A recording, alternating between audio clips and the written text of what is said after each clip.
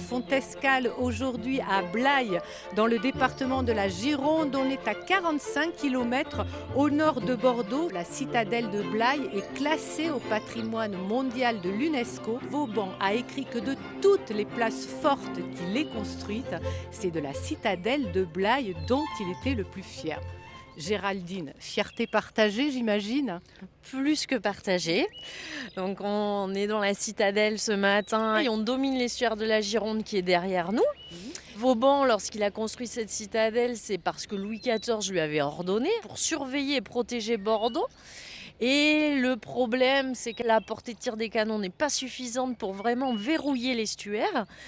Du coup, il va construire le Fort Patay et le Fort Médoc. Fort Patay qui se trouve sur une île au milieu de l'estuaire, Fort Médoc sur la fameuse rive du Médoc, ce qui a permis d'obtenir des tirs croisés. Et c'est ainsi qu'il va entièrement verrouiller l'estuaire de la Gironde et empêcher les ennemis d'aller jusqu'à Bordeaux.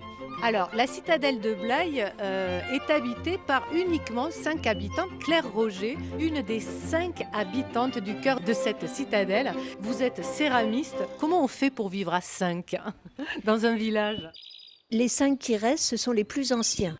Ceux qui sont restés accrochés à la citadelle. Maintenant, il y a des nouveaux projets qui arrivent et de multiples boutiques vont ouvrir dans la citadelle. Alors, on va s'intéresser à votre boutique où sont exposées de magnifiques céramiques. Alors, vous avez une technique de fabrication qui est particulière puisque vous colorez la faïence dans la masse. Alors, d'habitude, on colore la terre sur le tesson.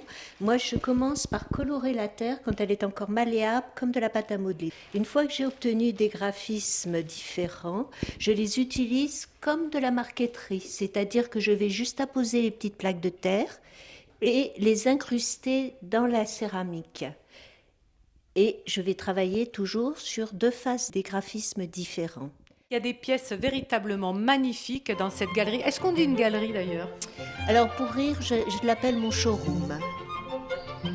Petite escale à l'espace Afoulki qui signifie le bien en berbère. L'association Afoulki est une association franco-marocaine dont s'occupe Michel Haïbi. Alors Michel, en quoi elle œuvre cette association?